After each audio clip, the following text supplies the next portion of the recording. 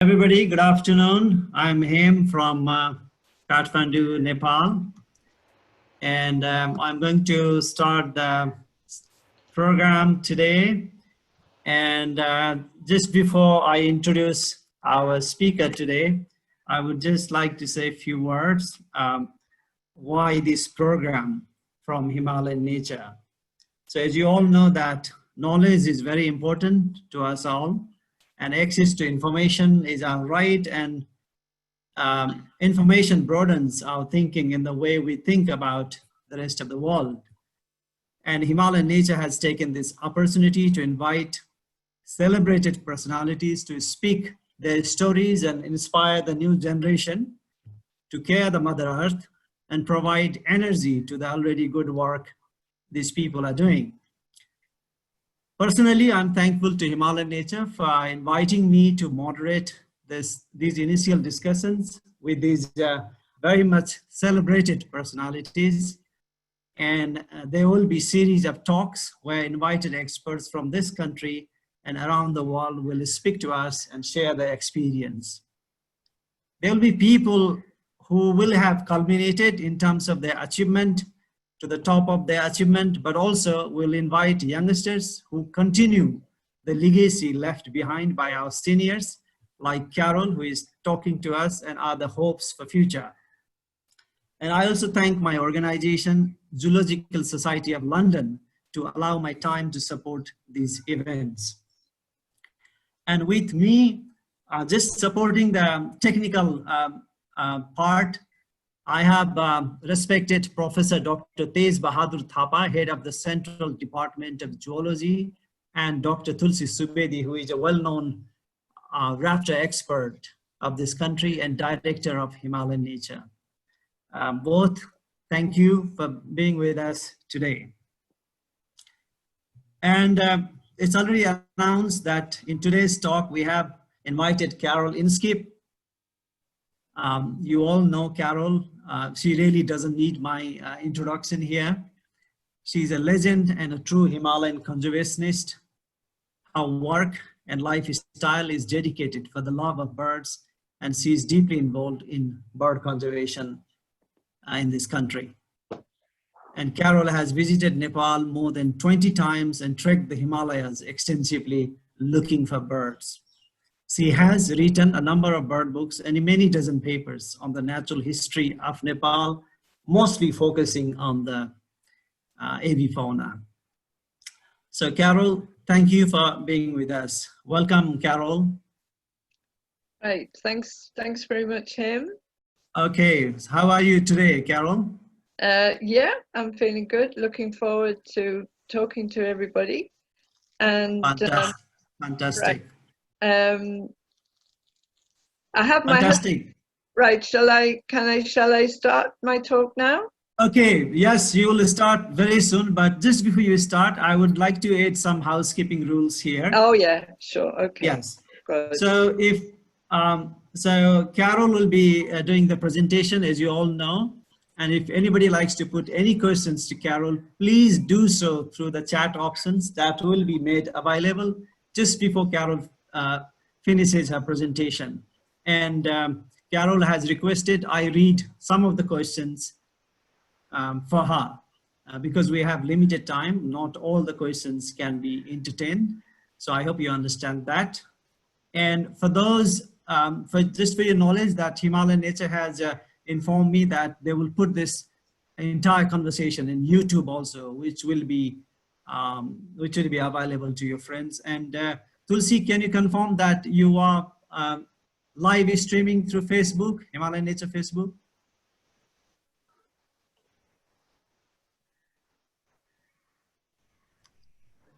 Okay, Tulsi is silent there. So there was supposed to be somebody doing the live stream of through the Facebook. So if it is there, it will have more reach. If not, now I pass the floor to Carol. Carol, over to you now. Right, thank you, Hem. I have my husband Tim to thank for introducing me to Nepal. When I first met him in 1972, he was full of his trip to India and Nepal in the previous year and in 1970. And so within 2 months of our getting married in 1977, we set off overland for India and Nepal. I'll just show you a picture. Yeah. This is Tim and me just before we left. This photograph taken by his mother in September 1977. I had a rucksack too, quite a bit smaller than that one actually. And so we went by public bus overland, Greece, Turkey, Iran, Afghanistan, and then in Pakistan we took a train to Delhi, and it was about a 3-week journey, and we had 2.5 months in India, and then in early December we were both very excited. We'd had a wonderful time in India, I have to say, but we were very excited about going to Nepal. So we took the train from Delhi to Lucknow, another train, Lucknow, Gorakhpur, and then a small station near the Nepal border, Notanwa. Spent the night there, and then early morning on the 4th of December, we took 2 rickshaws actually across the border, one for each of us, through the paddy fields and it was an open border as it is today, to the small village of Sonali. Then it was a small village. And there we took a bus, a public bus, a very old bus, and we were the only foreigners on the bus, I remember, and took us on a winding road via Tansen and Bhutal to Pokhara. Well, the bus broke down on the way, and it was long after dark when we reached Pokhara. And I remember we stayed in a small hotel by the lake called Hotel Snowland. And there were only a few small hotels then at what is now called Lakeside, but then it was just fields, paddy fields, and scattered thatched houses. So early the next morning we were up, and that view that is now so famous today, that you know, from Lakeside of the Himalayas, it was completely new to me then. I mean, now it's famous it's a famous, very well-known photo, but I was just amazed to see the mountains. And when we were birding that morning, we saw Spiny babbler, thanks to Sanjib for this photo. I didn't realize, you know, how lucky I was, just how hard that bird can be to see. But I remember the sighting very, very, very clearly. And perhaps that was a good sign for the future, for my visits to Nepal. So that trip in December, I made my first trek, and we walked up to Muktinath. We walked direct from Pokhara, actually. I remember we took a taxi up to what was called the Shining Hospital. I don't know if it's there today, right in the outskirts of Pokhara, and we set off walking up to Muktinath. And it was just amazing to me at that time. I had first seen the Himalayas the previous month when Tim and I visited Darjeeling, and that was my first experience of the Himalayas and Himalayan birds, and I just couldn't wait to get back. And I was not disappointed. I remember staying. Well, I remember all the trek very clearly, actually, but at Gorapani, there were just 2 places to stay. One's called the Poon Hill Lodge, and there was a very large grassy clearing there, And in my later visits, I was rather sad to see that the grassland is no more, and there are lots of hotels there now, but it's still a wonderful place to visit.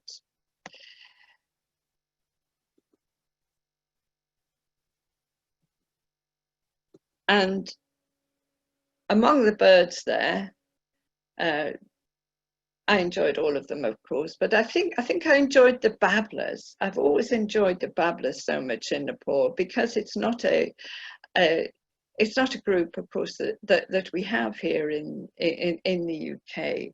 And the laughing thrushes, thanks to Saugagiri for this lovely photo of a chestnut-crowned laughing thrush. Now, our next visit was in 1980, in April and early May. We were very keen to see the Himalayan birds in the spring, you know, the resident birds breeding, and also the summer visitors, the cuckoos and flycatchers and others. And we went up to Langtang National Park, and today it is still perhaps the best place to go, the best easily accessible trek to do if you want to look for birds in the spring. And I was enchanted, Tim as well, by fire-tailed Myzornis, by all the birds actually feeding on the rhododendron, but especially by the fire-tailed Myzornis. And in 1981, we thought we'd find more different birds if we went to the Far East.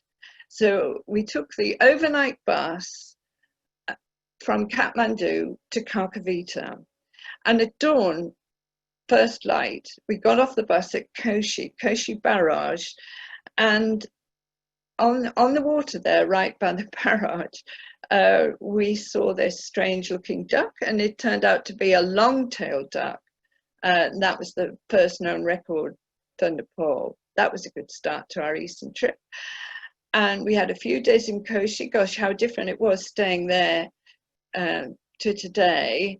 We stayed in some really awful lodging actually in Koshi village, but our lodgings didn't matter to us much because there were fantastic birding all around the barrage then. There were marshes.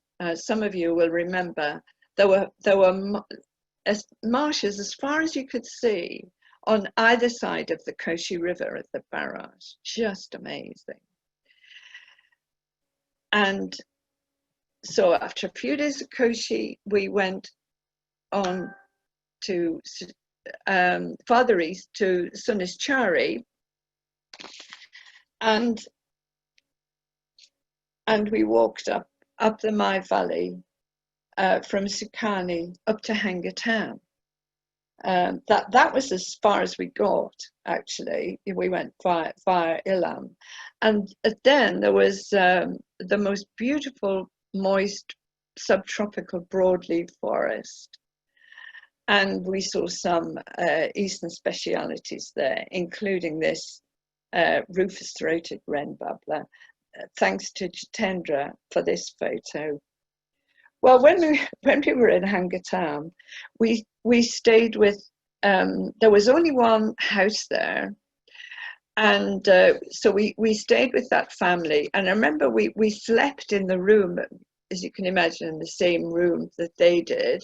It wasn't a trekking destination then. There had been a few bird watchers there before us.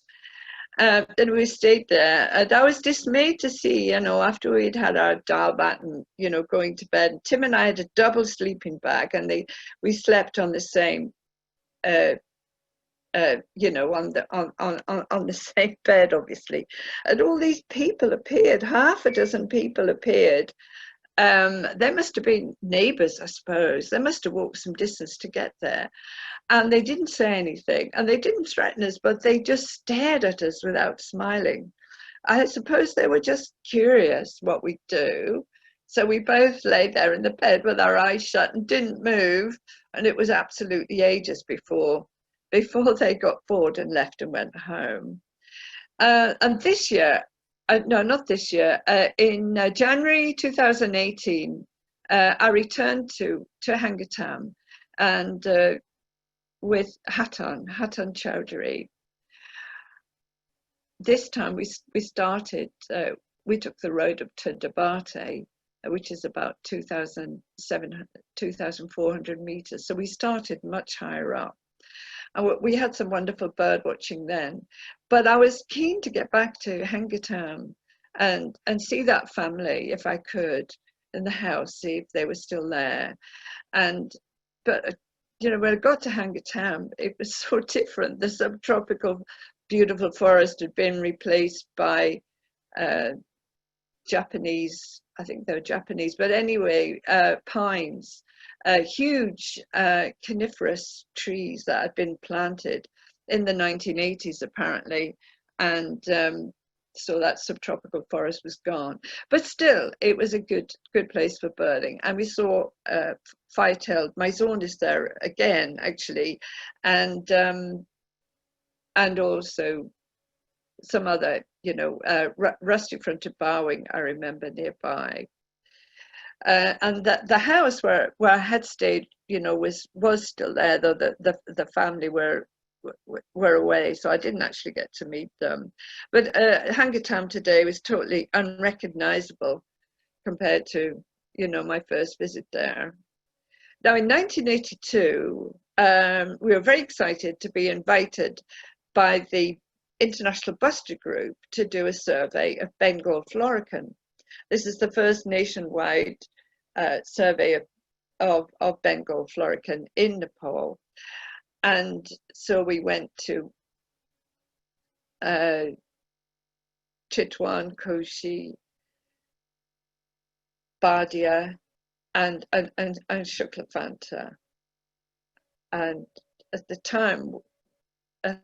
time, Bengal Florican, as today, is almost entirely restricted to protected areas. Though there is another population discovered by Hemsagar Baral and some of his some birdies from Nepali birdies from the east, and some of that population is outside the protected area, I believe. And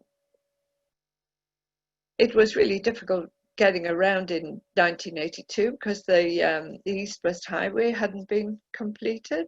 I haven't really got time to tell you all about that. But anyway, it was certainly a remarkable experience, you know, for both of us. We found that in 1982 that the main Bengal Florican population was at Shukla Fanta, on the main Fanta there. Though I was really sad when I visited there earlier this year to find that I was told there are only 8 males there now, so that's far fewer than we found then. Now, yeah, in 1986 we went to the Annapurna area again. Some of you will know that in 1986, that was the same year that the Annapurna Conservation Area project was started by Mingma Norbu Sherpa and other Nepalis.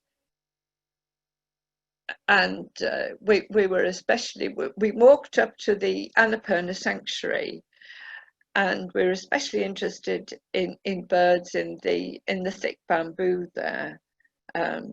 Really giant bamboo grows lower down in the Modikola Valley, and it was really exciting to see golden-breasted fulvetas and Fulvous parrotbills there, black-throated parrotbills as well. And 30 years later, in 2016, I had a chance to go back and do the trek again, and I was absolutely very pleased with myself, I must confess, to find that I was still able to do it. This time I was joined by my good friend Mary Crosby, here she is, and also Hatan Chowdhury.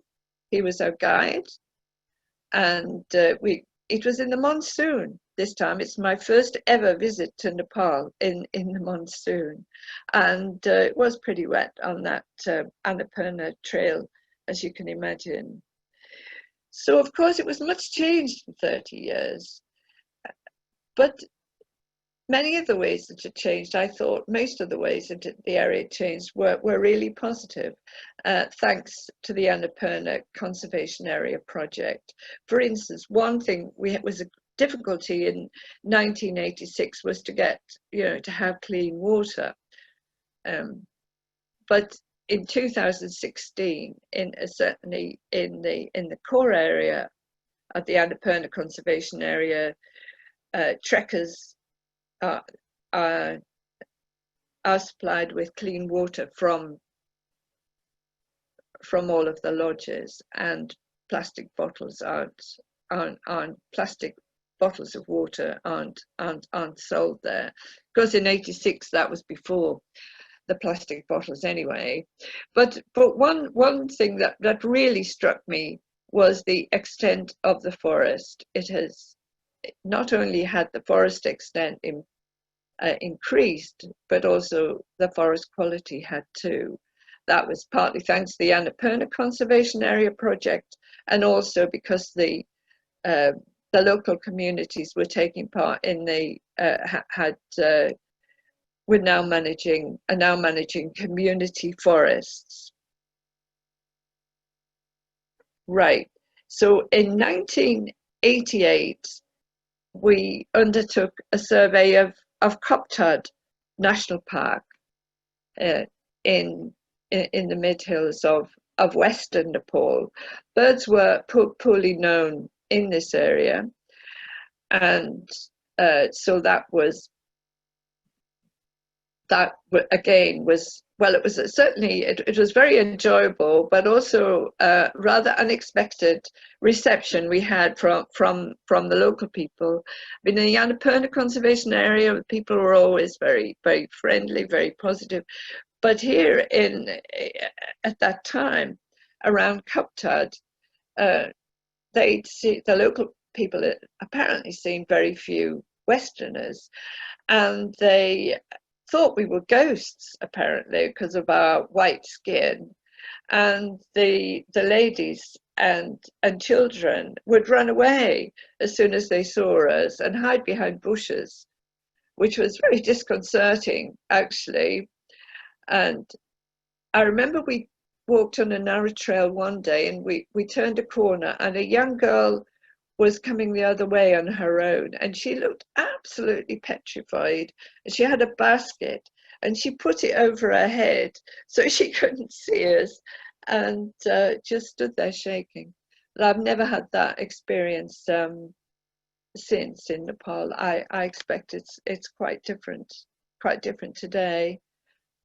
On the grassland on the top at Koptad, we camped for a week or so, and every morning we could hear Koklass pheasant. We were there in April and May.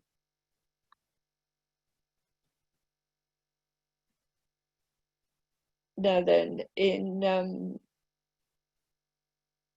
1990, I came with a Japanese who works for BirdLife International. I returned to Nepal a week or so in 1990, and along with, he's called Shunji Usui, and along with Shunji, we lobbied. We met as many people as we could to lobby for Pulchoki to be a protected area, to have some protection of some sort.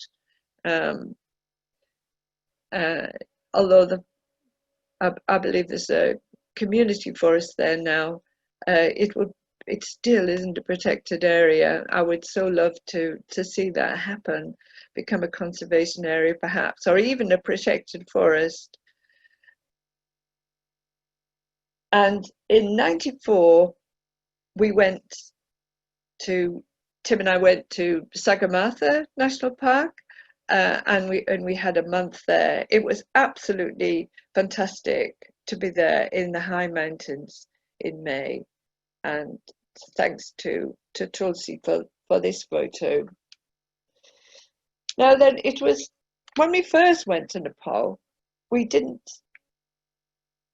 know anybody except Robert Fleming. We met him briefly. Tim had met him and his father, Robert Fleming Sr., when he first visited Nepal, but we didn't know any Nepali people. And in 1986, I remember I had a letter from a young man called Hemsar Kaparel, who was a guide at Chitwan at that time. But it was in the 1990s that we began to know Nepali people and to make the friendships that are so important to me today. And in 2001, we were invited to go to Koshi Camp by nature safari tours.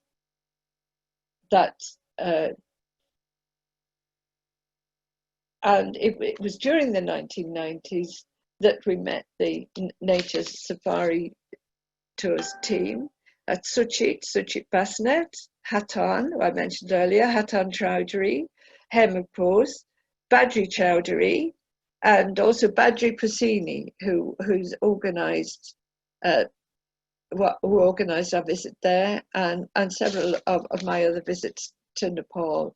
I'm very grateful to all these people, and it was really in the late 1980s and the 1990s that there was a number of Nepali birders, very competent Nepali birders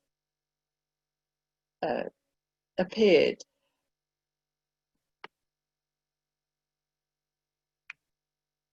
So at Koshi Camp, I remember we saw black bittern,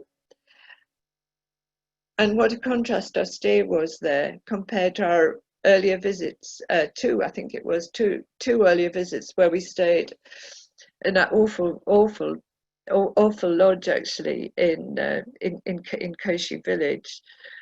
So Koshi Camp is just sheer luxury by comparison, and with wonderful bird habitat and marshes, and it's still good there today. We made several visits there subsequently, and I just want to thank Nature Safari Tours for giving us that opportunity.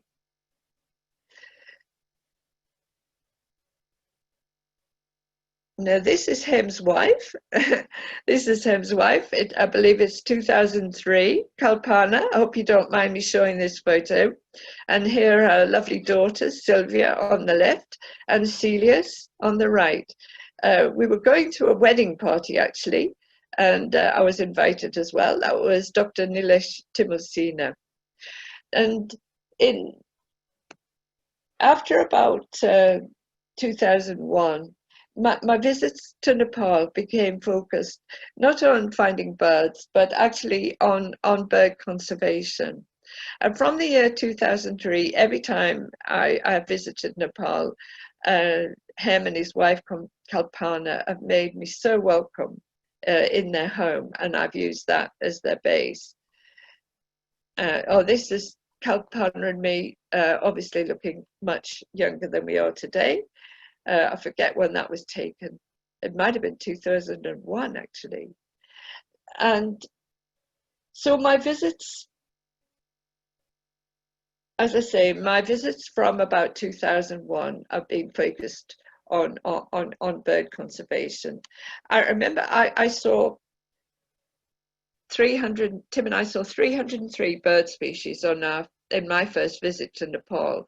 And I'm sorry to say I don't know my total Nepal list. This is birds I've actually seen in Nepal. It must be over 600, and I really should add it up. So we're working with him then, as I still do today. In 2004,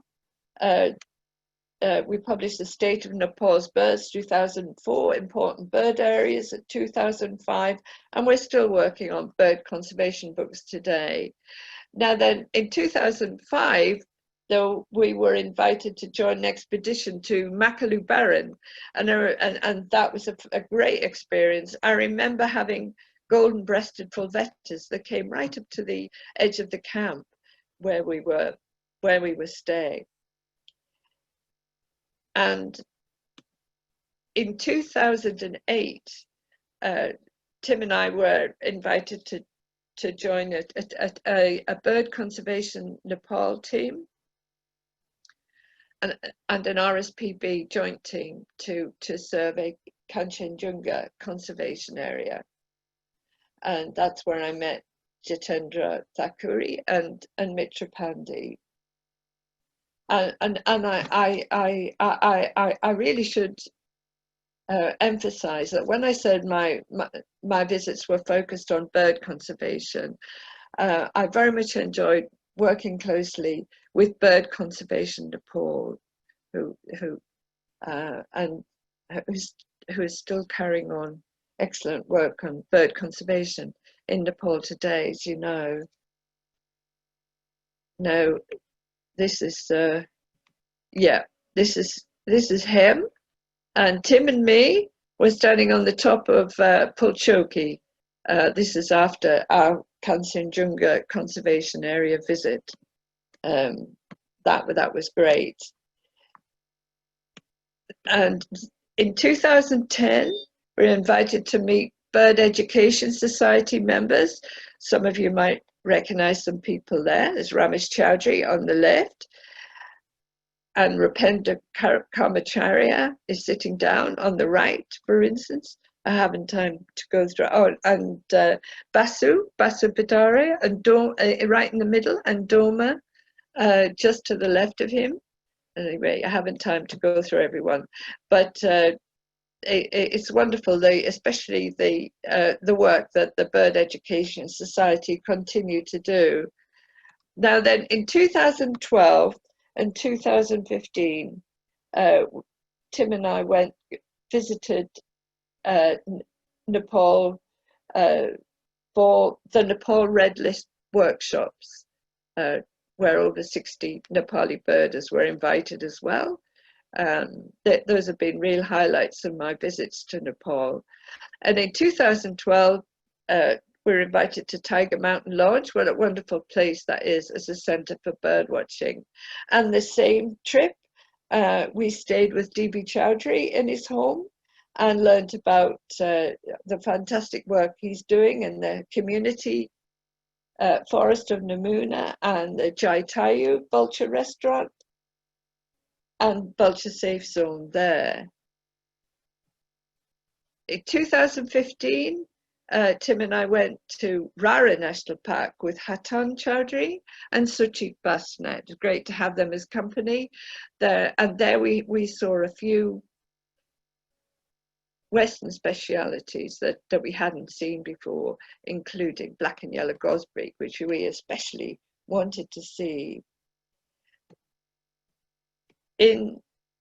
I've made 3 visits to this area, Gadi-Siraichuli, each time with members of the Bird Education Society who've been working there for many years, and together we compiled a bird list and easily justified Gadi-Siraichuli becoming an important bird area. I had some great bird watching there. This is my visit in 2019. You'll see, I'm sure some of you recognize some of those people there. Tikagiri here and Rupendra. And each time I've been there, I've stayed at Gardy Hill Cottage that's run by by Rupendra. And in 2019 and this year, I've been involved with Bird Education Society and also Prem Tapa and other Nepalis in lobbying to stop the building of a new road, which local people didn't want and which would really damage the forest. That's still ongoing. And also, I've been liaising with Prem Tapa, promoting homestay in that area. These are lady guides in Soraha. I was delighted to see such a number of young women who are training to become guides, and I was very pleased to meet some of them again this year. Each time I go to Chitwan, I always stay in guide at Chitwan Lodge, and this is Tika and his family helping me celebrate my birthday this year, and Sanjib, Acharya and Saga there on the far right, and Gita on sitting next to me. So that's always a wonderful experience going there again. And except for 2016 in the monsoon, I visited Soraha every year, I think, since 2005. No, let me not exaggerate, since 2012. This time, Tika took me on a really rewarding lowland trip, and we stayed at Heman Kalpana's place at Lumpidi Buddha Garden, and had one of the best bird watching days I've ever had in Nepal, with 21 bird of prey species, including long-billed vulture. The same trip, we went to Guri Tal and met D.C. Chowdhury and looked at the work he and his colleagues are doing there, and also to Bardia, where I met the Bardia Conservation Club members. Had wonderful bird watching too in Bardia, actually, and one of the highlights was mottled wood owl that Ram Shahi had found there a few years before. So there I stayed with Ram Shahi at his lodge, Royal Tiger Cottage, and also Raju Tapa and Prem Tapa's place, Samsara Lodge. And I think the Bardia Nature Conservation Club are doing a very good job there.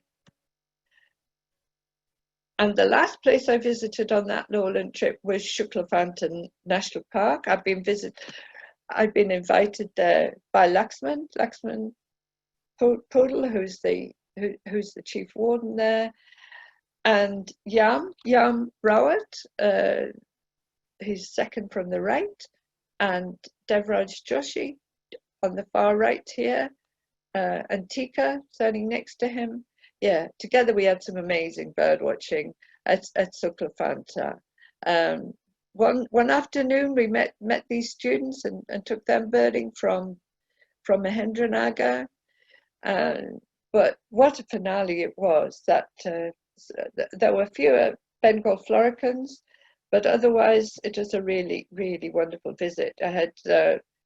We had three male Jones bush chats, and we had wonderful views of white-throated bush chats, and lots more. I haven't time to talk about all of them.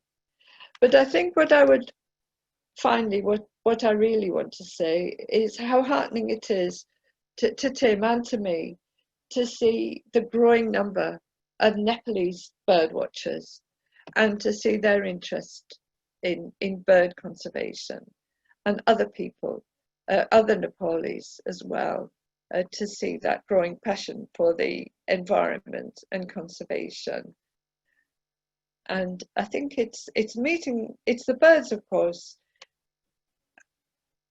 Of course, I love bird watching. That is a real focus of my visits to Nepal nowadays. But just as much as actually watching the birds, being in the mountains, I love to meet my Nepali friends again, and to meet new Nepali birders as well.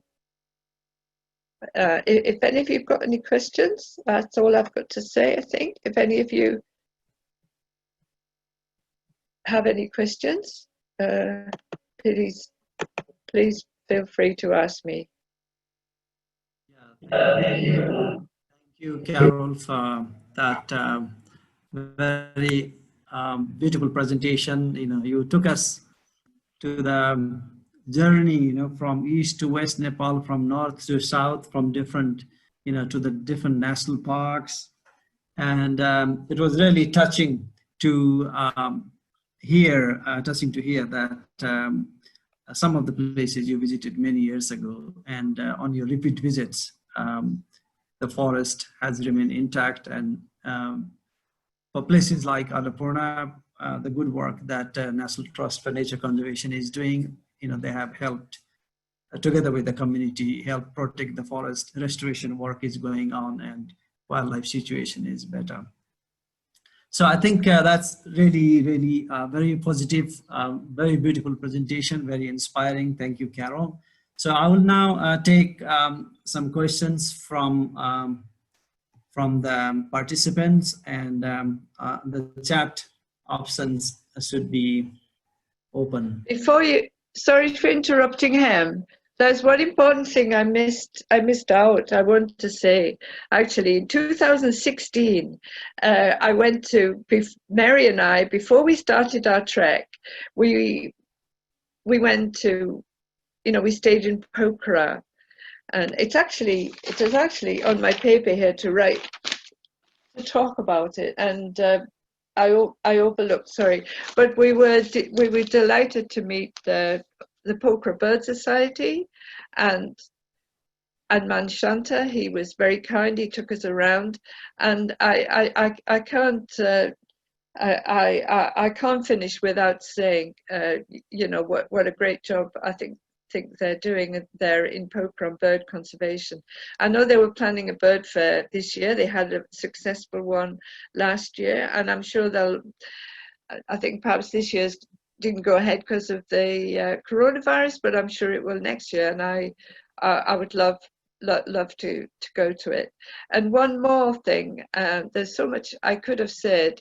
I also want to congratulate Raju Acharya and Yadav Gimri, especially for their work on owl conservation and their sterling efforts every year. What a massive effort it is to produce the annual Owl Festival.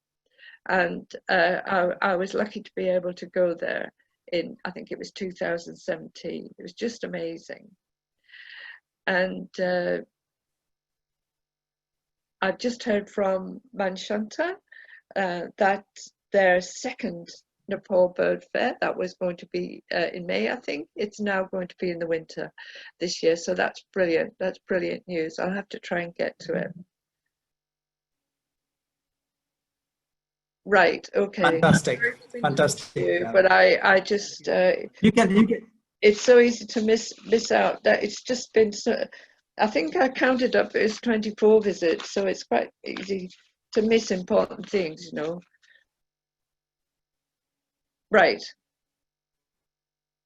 I think I finished. Fantastic. Carol, yeah. Thank you for, including a few of the missing ones on your thank you note. So I will now start taking the questions, and I can already see some of the questions coming to the screen. And the first question is from Jane Toner. Jane says, thanks, Carol. What is the highest altitude that you have seen a bird, and what's your favorite Nepali bird? So it's an easy one. Thank you, Jane. It's quite easy, yeah. I was over in 1994. Tim and I reached over 5,000 meters. I think it was not quite 5,100 meters that year, and the birds we saw then, it was streak rosefinch up there. Was it great rosefinch? It was one of those two. We had high up there. That was in Sagarmatha National Park, My favorite Nepali bird. Ooh, now that is a difficult one, actually. That really is. That's a difficult one, huh, Yeah, owls are my favorite. Owls are my favorite group of birds. And mottled wood owl's my favorite owl. But I think maybe of all the birds that I've seen, it's five-tailed Myzornis. Five-tailed Myzornis. It has to be that one. So Jen, firetail Myzornis. You saw that green, beautiful bird in the slide that Carol presented. That's her favorite bird. Do you change your favorite bird now and then, or you just stick to one?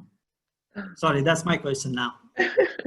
I don't know. I just said that off the top of my head, you know. I mean, yeah. No, I think five-tailed Myzornis has been a long-standing favorite.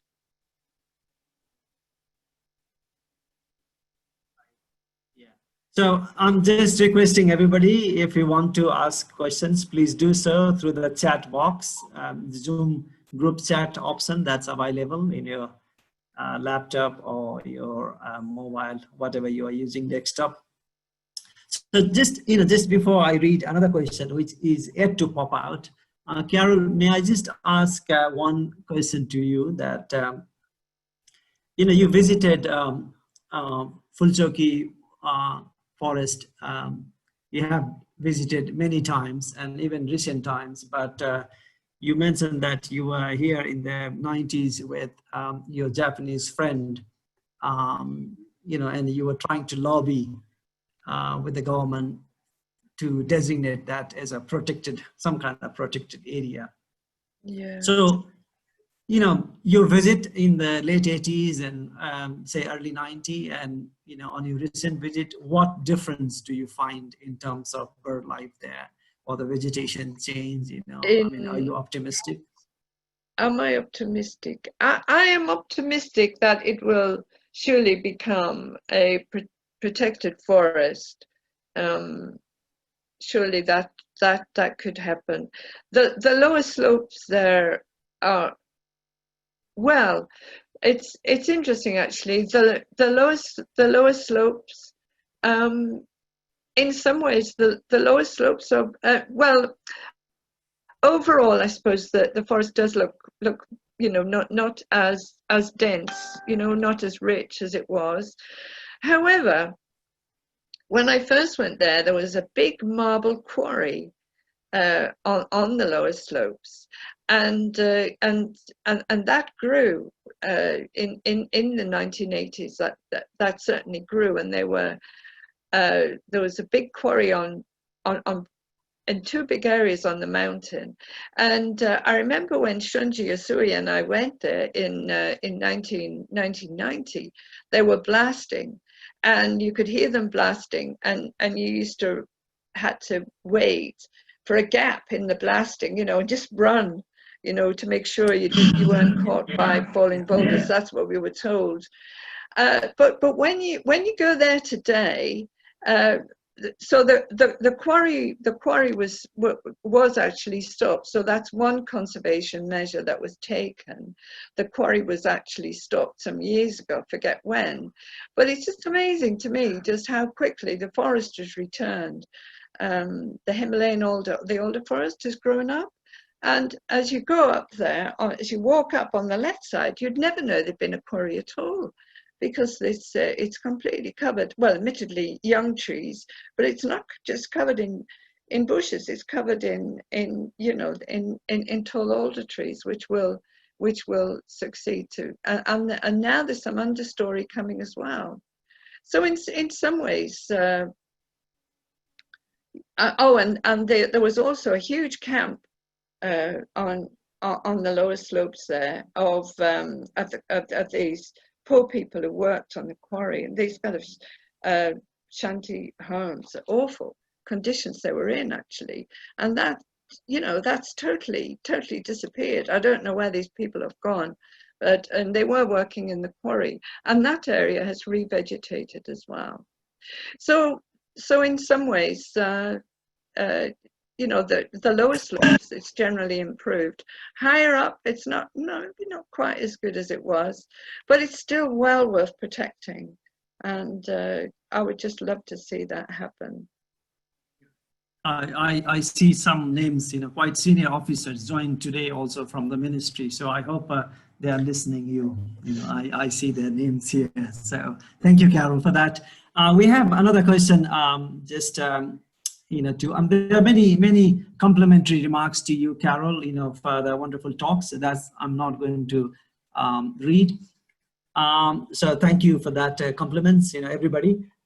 So this question is from Bogendra Rayamazi. He is asking, what's your inspiration to come to bird conservation as your lifelong kind of journey, dedication? There are more questions, Carol, so if you can make it shorter.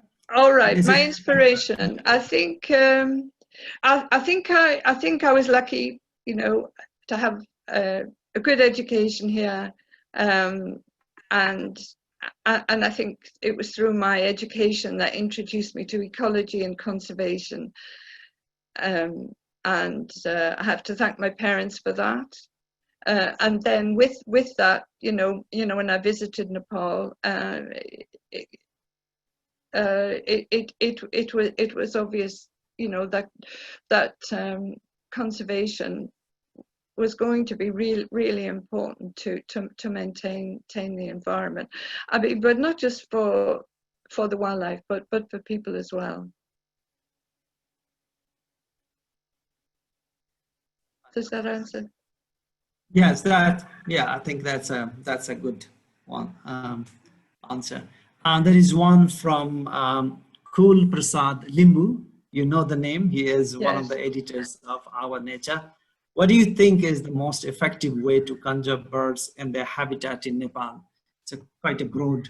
The most effective way, I think you just have to involve the local communities. I mean, obviously, we're very high up, and there isn't a local community but in general, you've just got to, starting from the school level conservation. I've just said, my own interest in conservation, it stemmed from, I didn't just dream it up. I mean, it was something that I learned. And so I think conservation awareness, and starting in the schools, and also for local communities, they've got to be involved in every project, and wherever possible to benefit as well. Yeah, that's true. We have another question from Prashanta, our young friend. He is asking, in your experience, which part of Nepal do you think is less explored in terms of ornithology?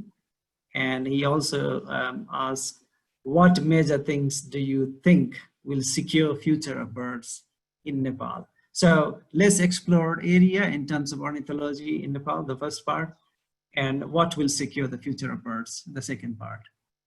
Well, gosh, the less explored, I think that would be up in the very far northwest, AP Nampa. I have an ambition to go there. I don't know if I'll manage it now. I should try though. Up there, maybe in the far northwest. And what will secure? Well, I mean, just what I've been talking about all the time, really. I suppose, I think conservation awareness, environmental awareness, raising awareness of the importance of the environment, and so we've got challenging times ahead, haven't we, with post-corona, or rather not post-corona. We have to live with the corona.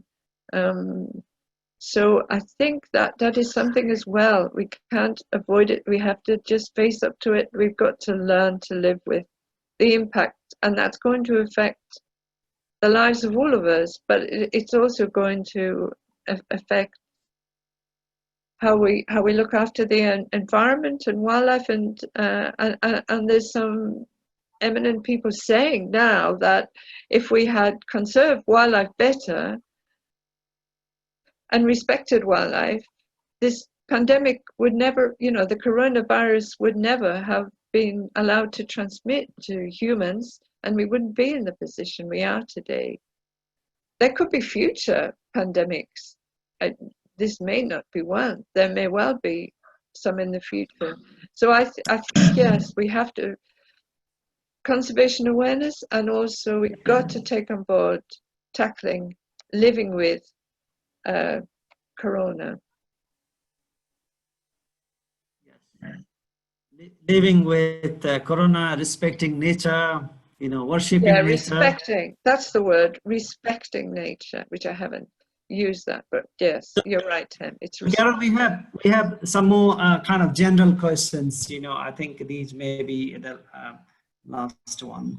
That obviously a lot of our audience, it's made up of also non-professional ornithologist type. Like they really don't have that.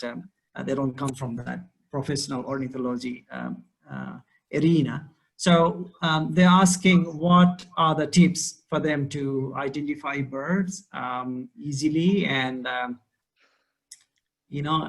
what are the kind of resource materials? So this is a multiple questions. Many people have asked this, and I've just bundled them together for you to answer.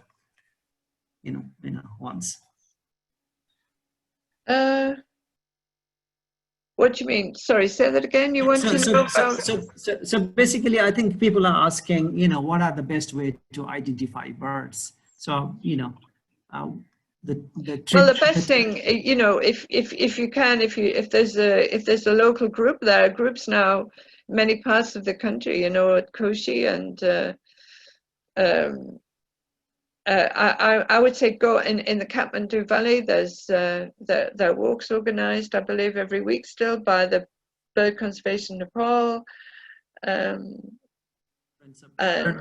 this Poker Bird Society. I should say go out with, or if you have a friend who's a birder, it's good to go out with them. And you need a book.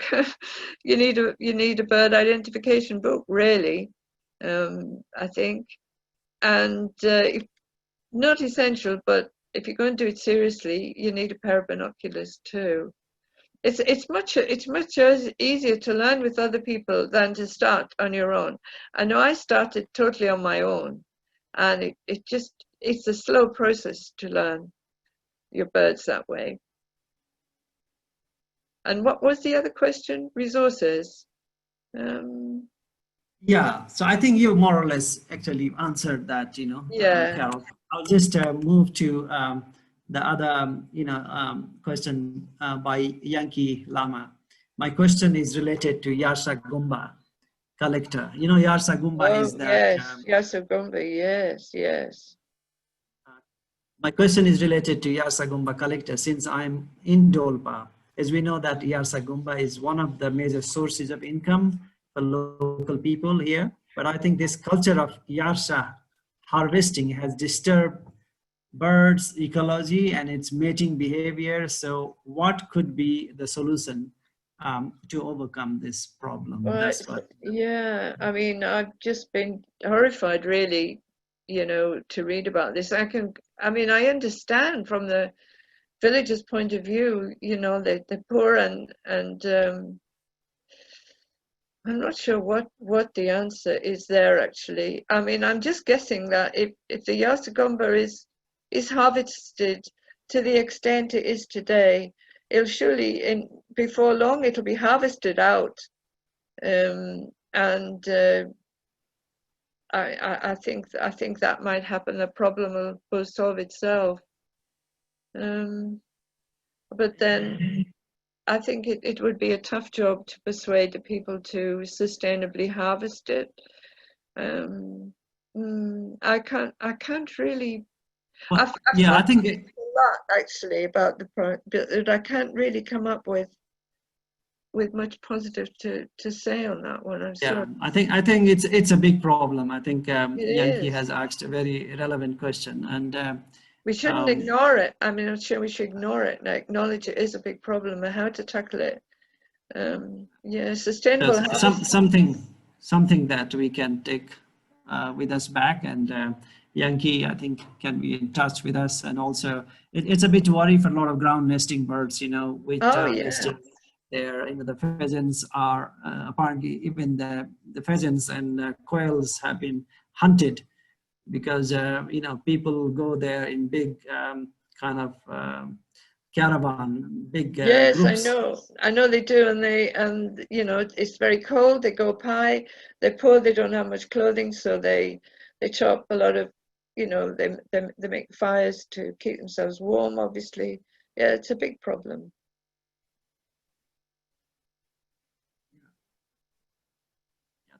Thank you, Carol. And Santosh Bhattarai he is working, is one of the well-known herpetologists. He's working at NTNC. He's asking any dark side or disappointing experience you have while birding in Nepal. I guess you don't want to say that. Oh, well, yeah, well, it's not been my experience. The Yasagamba is a worry. Well, I was just kind of look back on it now. In 1981, Tim and I were near Sunis, and Tim noticed we were watching a fairy bluebird, actually, and that doesn't occur there now, but so excited to see this fairy bluebird. And Tim touched my arm, and he said, and there were four men walking towards us, and they looked very menacing, to be honest. Well, we're just Tim and me. So Tim and I backed towards there was a kind of cliff there, well, it was a big tree. Back to the big tree, and Tim said one of them has drawn a knife, and so he had, and so I imitated Tim. And we both scowled at them. I remember that. What else could we do? We couldn't have run away because I'm sure they would certainly run faster than me. And we both scowled at them. And they scowled at us. And two of them had a knife, actually, that we saw. And they just walked past us. No, my goodness. That was it. But that is the only time I've ever felt threatened or frightened in Nepal. They must have just thought to take us by surprise, and then they just had second thoughts. But we were certainly outnumbered then. Yeah. Thank you, Carol. And we have some kind of people are asking to give you some kind of broad comments, more thematic kind of like. The bird trade. Have you observed any bird trade? What's your opinion on corona and climate change, and how we have seen evolution of Nepalese society, how it has developed, and the controversial issue of the that Nizhgard airport. Oh, the airport. Where we. I would like to see something about the airport. The other things that, gosh, I'd be here all evening answering those. But the airport, well, of course, I know the need for the airport, but I do wish they wouldn't put it where I don't know what the latest situation is, but I do hope they don't put it in the forest. I understand they're just, I don't know, hundreds of thousands of trees they're planning to cut down to build the airport. I do hope they build it farther east, away from the forest. I'm a bit out of touch what's happening there. Yeah, thank you. Yeah, thank you for that, Carol. I think we'll also wrap up in a few minutes now. You want to say anything about corona, climate change kind of thing? Just touch, I think Jane threw that question back again, I think. Corona and climate change. No. I mean, you have written a little bit of kind of, climate change impact on birds kind of. Yes. I mean, there's no doubt, and there's no doubt that I've said we have to face up to coronavirus, but I should have also said equally as important, perhaps more important, to the future of the Nepal, you know, environment, the birds, the people, your climate. You know, climate change is very, very important, and adapting to climate change. But actually, it seems to be beyond the Nepalese control. It's the Western countries, isn't it, who are propelling us towards this, UK included, towards climate change. But certainly in Nepal, people will need to be able to adapt to climate change, which is happening now.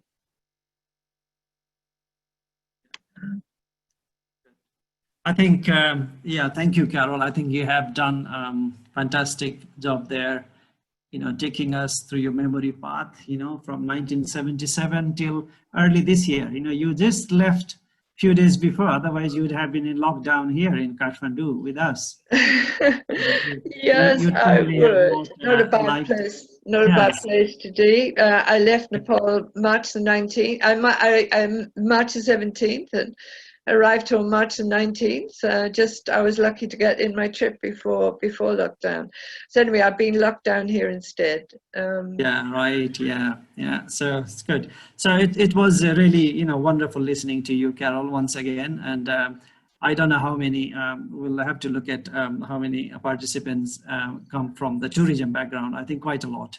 And I think also from tourism point of view, your presentation was very interesting. And I think, you know, all the good things about the places you visited, you mentioned. So that was really enriching kind of talk you gave. So finally, you know, I would like to close this on behalf of the organizers and audience. I would like to thank you, Carol, for sharing your experience with us. Your presentation has been very lively, very filling with so much of memories of your time and work in Nepal. So once again, thank you. Thank you very much. And many thanks to audience. You know, I see a lot of our friends here joining, and actually there are some people from the UK also. Some, I think 1 or 2 from Australia also. So thank you so much for joining with us. We'll be back with another presentation within a week. So please follow Himalayan Nature Space to find out what's coming next. I promise I will bring another, you know, equally interesting speaker next time also. So please join us. So for today, I would like to wish everybody goodbye and namaste. See you soon. So thank you so much. Thanks very much, everyone.